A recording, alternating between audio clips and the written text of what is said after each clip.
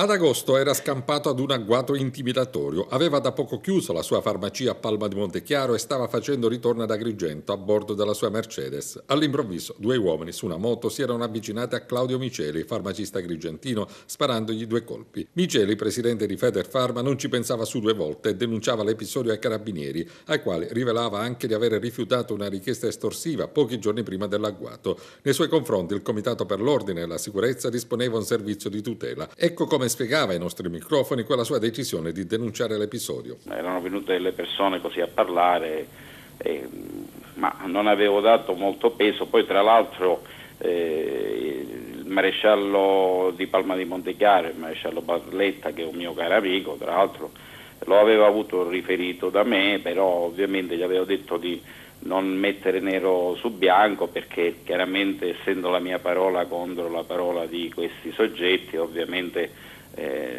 senza nessuna prova concreta, ovviamente mi sarei trovato in difficoltà, però nel momento in cui ho avuto l'atto intimidatorio ovviamente poi ho fatto tutte le dichiarazioni del caso. E 10 mesi dopo lo Stato presenta il conto, i carabinieri hanno eseguito 2 ordinanze cautelari disposte dal GIP del Tribunale di Agrigento, Alessandra Vella, su richiesta dei PM Giacomo Forte e Matteo Delpini, nei confronti di Giuseppe Mulè, 46 anni, e Giovanni Allotto, 31. Per una terza persona, sempre di Palma di Montechiaro, l'ordinanza richiesta è stata negata. L'esecuzione è avvenuta dopo l'emissione di mandato d'arresto europeo, visto che Mulè si trovava in Germania. I due si sarebbero presentati al farmacista come ambasciatori di altri soggetti di Palma di Montechiaro che contano qualcosa per gli amici in galera. Ma non solo, i due avrebbero intimidito anche un commerciante cinese d'abbigliamento per farsi pagare il pizzo di 400 euro. Un regalo in denaro mensile da consegnare ogni giorno 20 del mese è stata la loro richiesta. Anche il commerciante cinese ha però denunciato le richieste estorsive ai carabinieri,